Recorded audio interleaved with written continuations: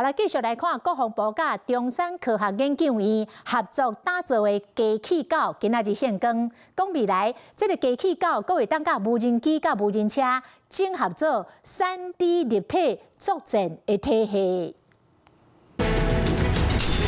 透過甲這片遙控鏡頭向目標發射，會執行機器狗成功彈擊目標，閣有去做前鋒大聲趕到戰場，精準鎖定目標。在複雜地形、高風險環境進行偵搜的任務，在戰時，機器狗還可以和無人機、無人車來整合成3D 立體的作戰體系。過來看這個高大型的機器狗，拄到障礙，真緊的閃開射路，進行關鍵基礎設施的巡邏守備，到達人影像監測系統，為臨時到暗時落人做偵察的任務。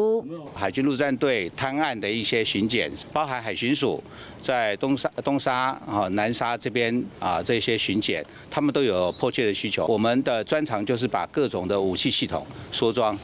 精簡，然後裝在這個機械狗上面。除了要繼續加強精準打擊機器狗的火力，增強戰場效益，國軍海巡嘛攏有需求，建立無人機飛航供應鏈更加迫切。馬達的模組、鏡頭的模組、AI 相關電腦的一些模組，這是我相信這是我們最強的一個強項，可以在這邊找到 supplier 去提供。另外一方面呢，也希望能夠結合他們在台灣生產，那未來在供需上就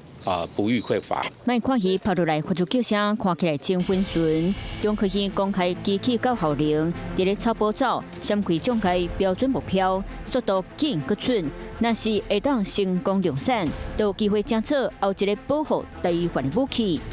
Hello， 我是林仙怡，想要搶先掌握最及時的新聞資訊嗎？趕快訂閱、按讚、開啟小鈴鐺，鎖定華視新聞 YouTube 頻道。